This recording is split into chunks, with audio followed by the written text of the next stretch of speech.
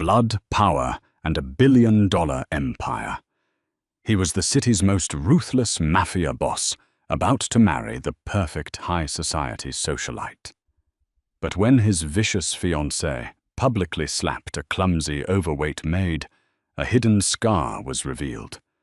A secret so explosive it shattered the underworld and cancelled the wedding instantly. The Romano estate sat like a fortress of limestone and marble on the jagged cliffs of Long Island. Inside its towering walls, the absolute pinnacle of New York's criminal underworld operated under the guise of legitimate high society. At the head of the table was Dominic Romano. At 32, Dominic was a man carved from ice and violence, a billionaire who had ruthlessly taken over the Romano crime syndicate after a tragic car bombing claimed his father's life nearly 2 decades ago. Dominic's world was one of cold calculations. His impending marriage to Vivian Sinclair was no different. Vivian was the daughter of State Senator William Sinclair, a corrupt politician who held the keys to rezoning the Brooklyn waterfront, a territory Dominic needed for his shipping ports. Vivian was undeniably striking, with sharp cheekbones, silken blonde hair, and a figure maintained through a punishing regimen of diets and personal trainers. She was also notoriously cruel, a woman who treated the estate's sprawling staff as nothing more than background noise, or worse, punching bags for her volatile temper, down in the cavernous, industrial kitchens of the estate. Mabel Hayes wiped the sweat from her. Mabel was 25, and in a house filled with supermodel thin waitstaff and hardened muscle, she stood out entirely. She was a large woman, heavily overweight, with soft, round features and a body that made the standard-issue maid's uniform pinch uncomfortably at her waist and arms. The physical labor of maintaining the Romano mansion took a severe toll on her. Her feet constantly ached, and her breath often grew heavy as she hauled silver trays up the sprawling velvet staircases. But Mabel never complained. She couldn't afford to.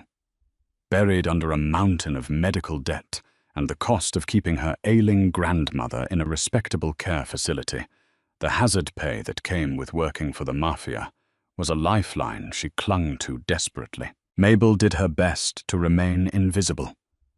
She kept her head down, her curly brown hair tightly pinned back, and her eyes pinned to the floorboards.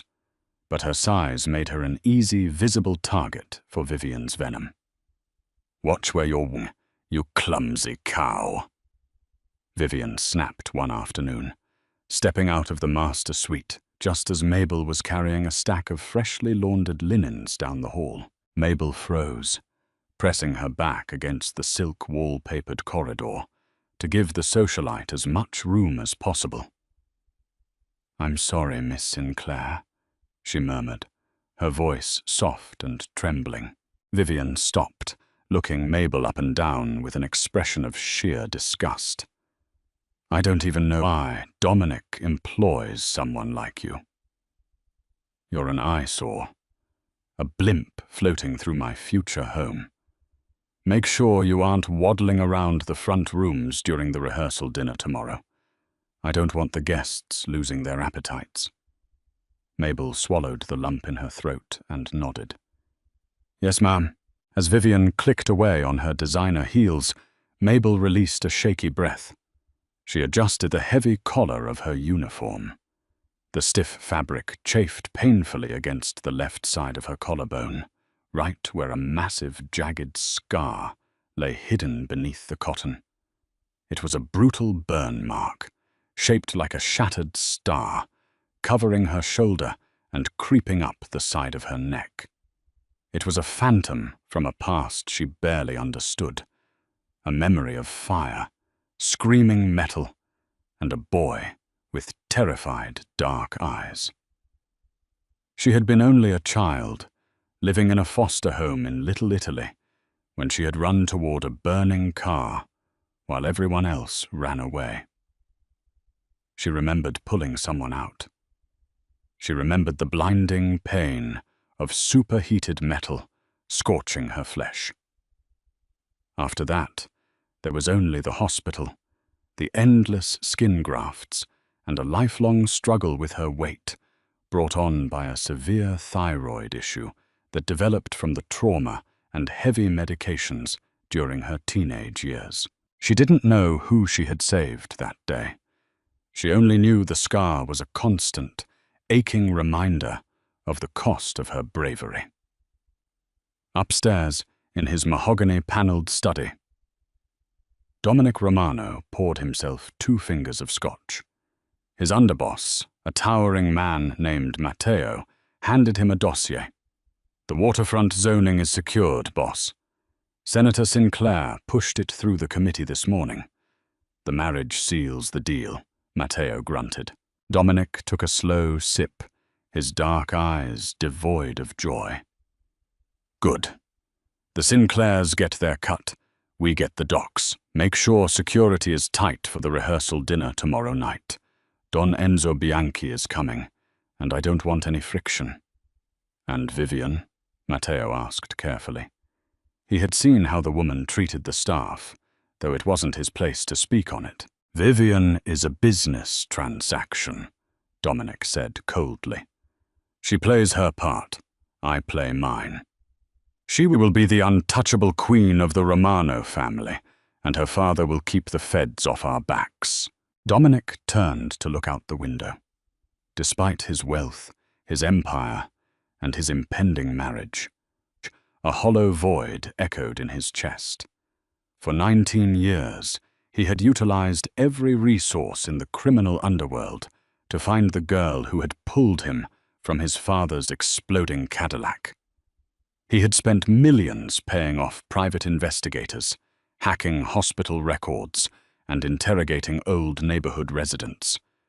But it was the early 2000s, the chaos of the explosion, the lack of street cameras, and the bureaucratic mess of the foster system meant the girl had simply vanished into the wind. All he remembered was that she was young, a little chubby, with fierce, determined eyes, and that she had taken a direct hit from a piece of burning shrapnel to save his life.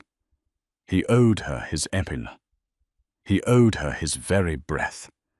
And he had never even learned her name. The night of the rehearsal dinner arrived, blanketing the Romano estate in an atmosphere of dangerous opulence. The grand dining hall was a masterpiece of intimidation and wealth, lit by 3 massive crystal chandeliers that cast a warm glow over tables draped in black silk. The guest list was a who's who of East Coast power. Corrupt judges like Robert Kensington, rival mafia capos, including the formidable Don Enzo Bianchi, and political titans anchored by Senator William Sinclair. Mabel was stationed in the dining room against her will.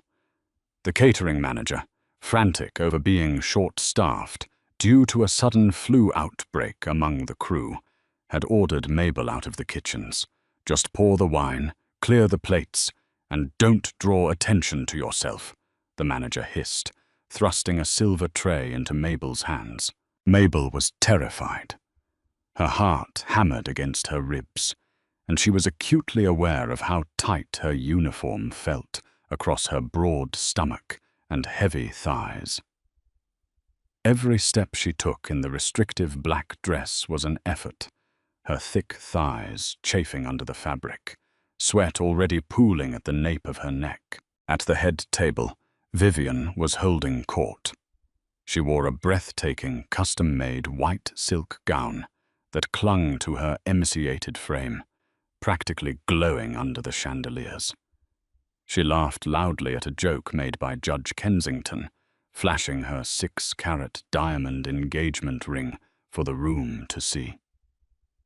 Dominic sat beside her, silent, exuding a dangerous aura that commanded the respect of every hardened criminal in the room.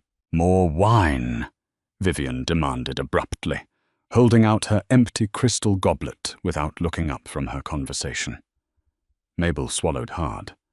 She approached the head table, her hands trembling slightly under the weight of the heavy vintage red wine bottle.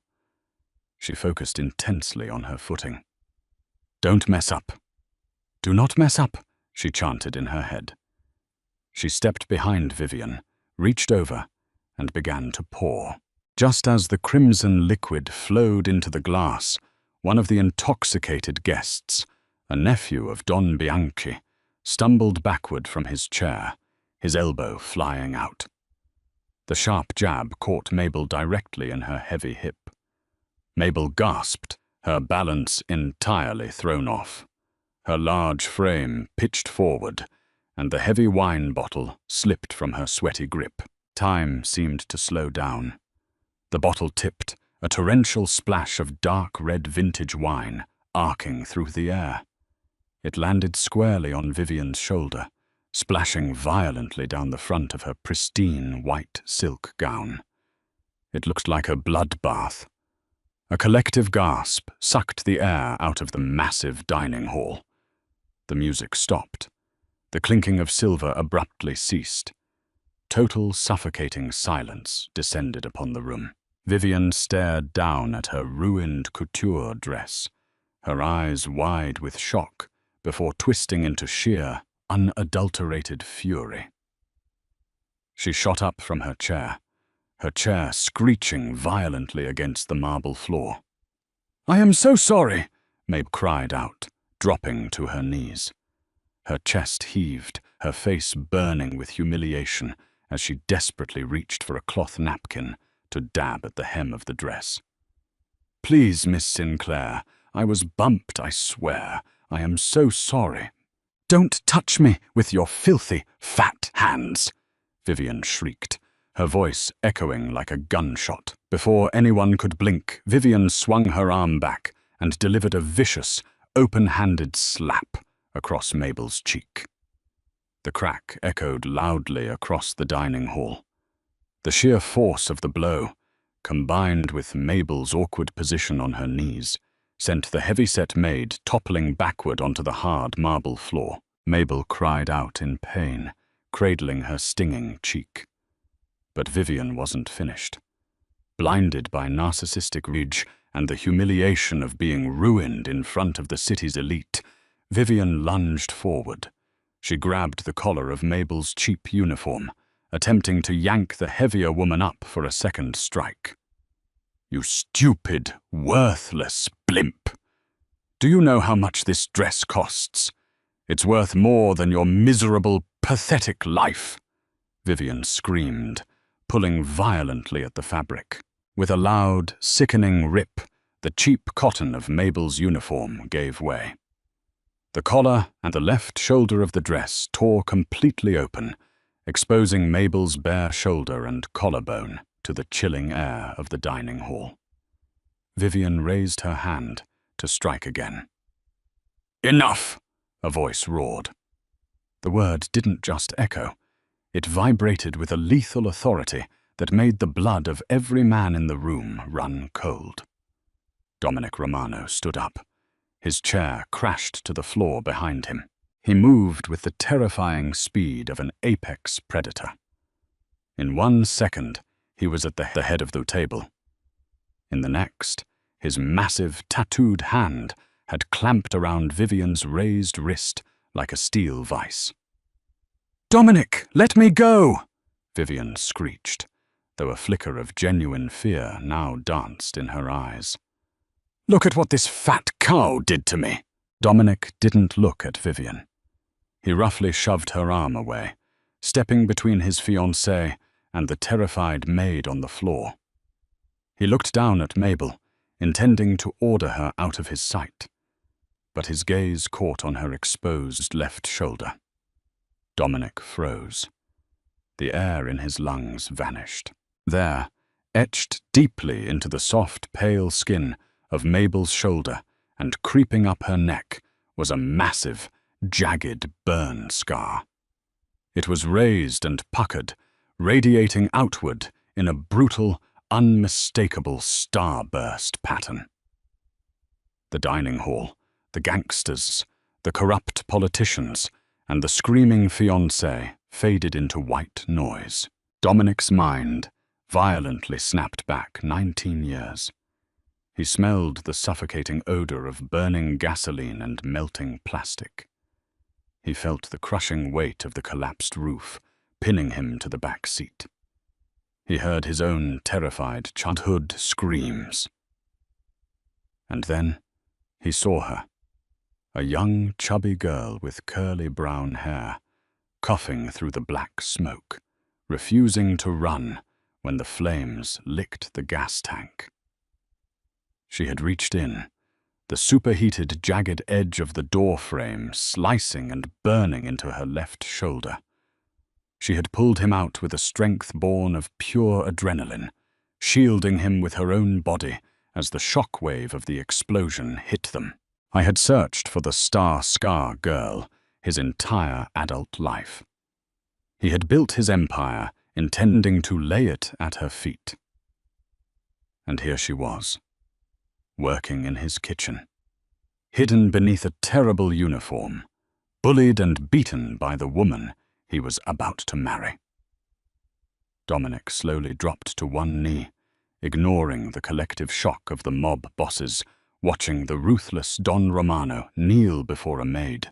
His hand trembled, a hand that had ended lives without a second thought, as he reached out.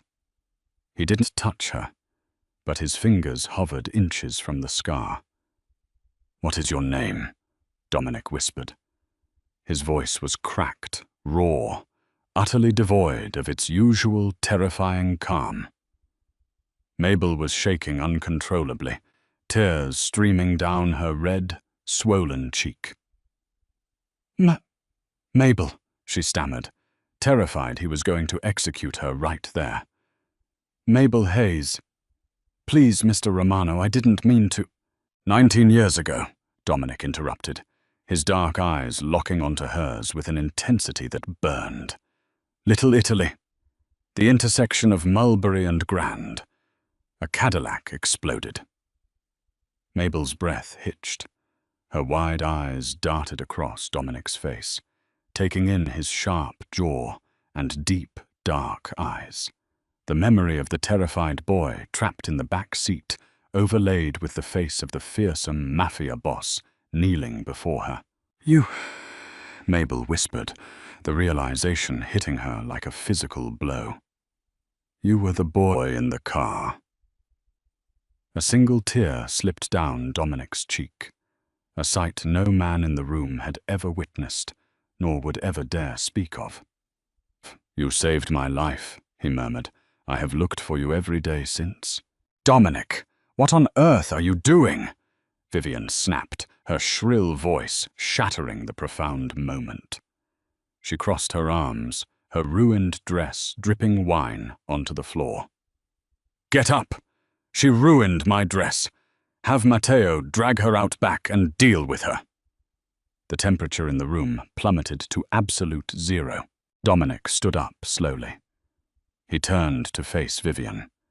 The vulnerability that had just been in his eyes vanished, replaced by a dark, homicidal rage that made Don Enzo Bianchi and Senator Sinclair physically tense in their seats. "Matteo," Dominic said quietly. The towering bodyguard immediately stepped forward. "Yes, boss." "Pack Vivian's things. Throw them out the front gates," Dominic ordered, his voice echoing loudly in the silent hall. Vivian's jaw dropped. "What? Dominic, you can't be serious. We're getting married on Saturday." "There is no wedding," Dominic stated, his voice a deadly, calm executioner's bell.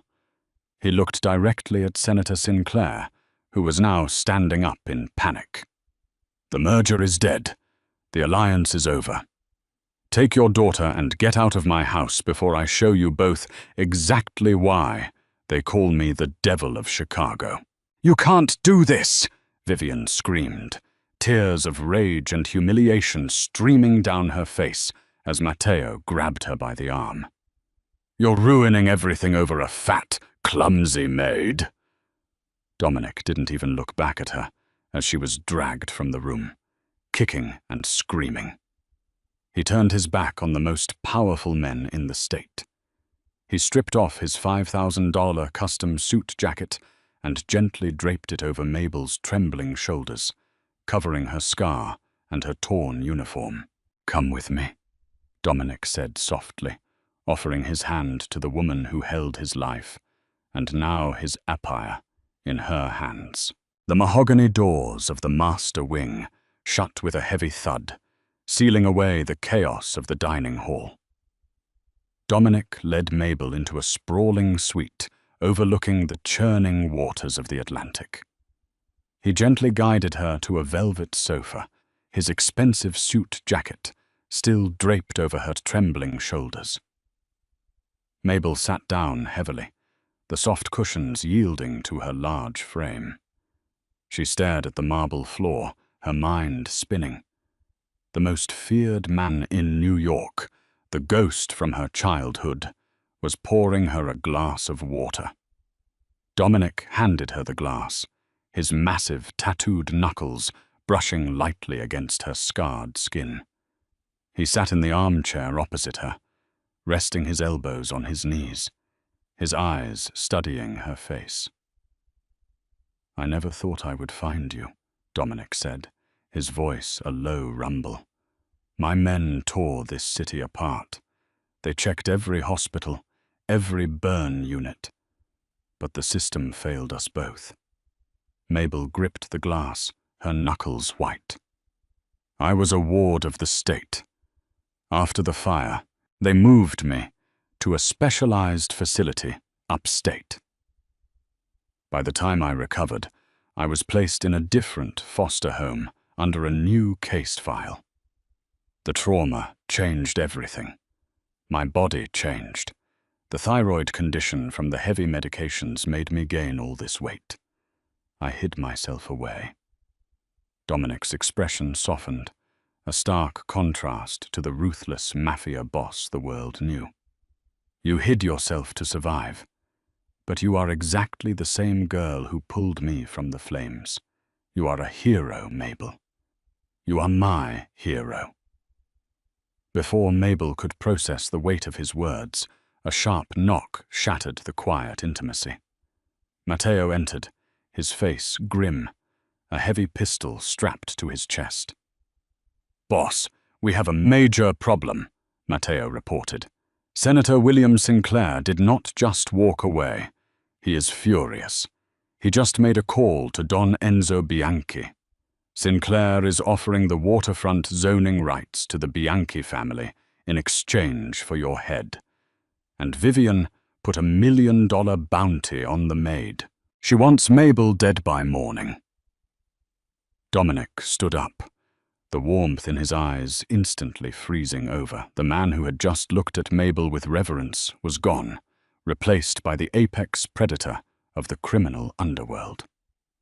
"Lock down the estate," Dominic commanded, his voice echoing with lethal authority. "Call in the perimeter guards. Contact Dr. Jonathan Reed at Mount Sinai.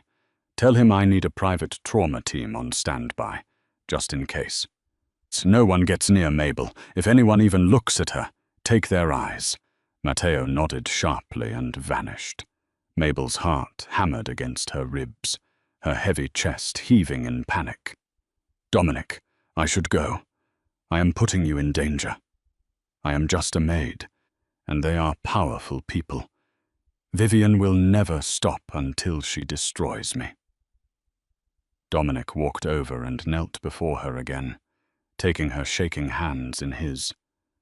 "You are not just a maid, Mabel. You are the reason the Romano family still exists. I lost my father that day, but I did not lose my life because of you. I will burn this city to the ashes before I let anyone lay a finger on you again." But the storm was already upon them. Outside, the screech of tires echoed up from the long, winding driveway. The Bianchi family had not waited. The alliance was shattered, and the war for the empire had begun on the manicured lawns of the Romano estate. Gunfire suddenly erupted, the sharp, staccato cracks of automatic weapons shattering the fragile peace of the night. Dominic pulled a sleek, silver handgun from the holster at his waist. He looked at Mabel, his jaw set like granite. "Stay down. Stay quiet. I will be right back." Mabel curled into the corner of the heavy sofa, clutching Dominic's suit jacket around her thick waist, listening to the horrifying sounds of the Mafia war echoing through the grand halls of the mansion. The estate transformed into a battleground. Smoke drifted up the grand staircase as Dominic and his loyal men pushed back the Bianchi hitmen. But Vivian Sinclair was not just a spoiled socialite. She was vindictive and cunning. While the main force attacked the front gates, Vivian had paid off one of the estate's corrupt security guards to let two heavily armed assassins slip through the servants' entrance, the very entrance Mabel used every day. Upstairs, the master suite door crashed open. Mabel screamed as two men in tactical gear stormed into the room. They were not looking for Dominic. They were looking for the woman who had ruined Vivian's perfect life. "There is the fat pig," one of the assassins sneered, raising his weapon. Instinct, buried for 19 years, roared to life within Mabel. She was not a fragile, helpless victim. She was the girl who had run into a burning car. Utilizing her size and sheer momentum, Mabel did not cower. She grabbed the heavy, solid brass lamp from the side table and hurled it with all her strength. It struck the first assassin squarely in the face, sending him crashing backward. Before the second man could aim, a deafening gunshot rang out. The assassin dropped to the floor. Dominic stood in the doorway, smoke curling from the barrel of his gun, his chest heaving, his expensive dress shirt stained with blood that was not his. He stepped over the bodies, rushing to Mabel's side. "Are you hurt?" he demanded, his hands frantically checking her arms and face. "I am okay," Mabel gasped, shaking but uninjured. "I am okay." The war ended by dawn. Don Enzo Bianchi, realizing the sheer, terrifying force of Dominic's rage, called off the attack and severed ties with the Sinclairs.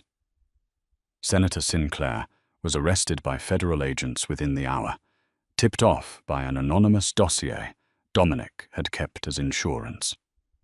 Vivian was left with nothing, no power, no wealth, and a ruined reputation, cast out into the cold streets she so deeply despised. The morning sun rose over the Atlantic, casting a golden light into the devastated but secure Romano estate. Dominic stood on the balcony, looking out at his empire. Mabel stepped out beside him, wearing one of his oversized cashmere sweaters, feeling comfortable and safe for the first time in her adult life. "The threat is gone," Dominic said quietly, turning to face her. "The underworld knows exactly who you are now. You are not a maid, Mabel. You are under my absolute protection." Mabel looked down, suddenly self-conscious of her large frame next to his powerful, imposing figure. "Dominic, I do not fit into this world. Look at me. I am not a mafia queen. I am not a beautiful socialite." Dominic stepped closer, his hand gently cupping her face, his thumb brushing over the edge of her star-burst scar. "You are the most beautiful woman I have ever known," he whispered fiercely. "True power is not about fitting into a sample-size dress, Mabel. It is about the strength of your heart, the courage in your soul. You saved a boy from the fire, and last night you saved yourself." He leaned down, pressing his lips to hers, in a kiss that erased 19 years of pain, a promise of loyalty that ran deeper than blood or syndicates. Mabel closed her eyes, letting the warmth of his love wash over her. She was large, she was scarred, and she was fiercely, unequivocally loved by the most dangerous man in the city. The Maid had become the queen, and together they would rule the empire with an unbreakable bond. As the days turned into weeks, the transition was nothing short of remarkable. Mabel assumed her place at the head of the Romano table, her confidence blooming under Dominic's unwavering support. The staff, once terrified of Vivian, now looked at their new boss with profound respect and admiration.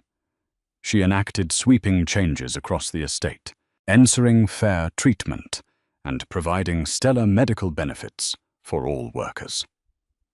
She never tried to shrink herself again.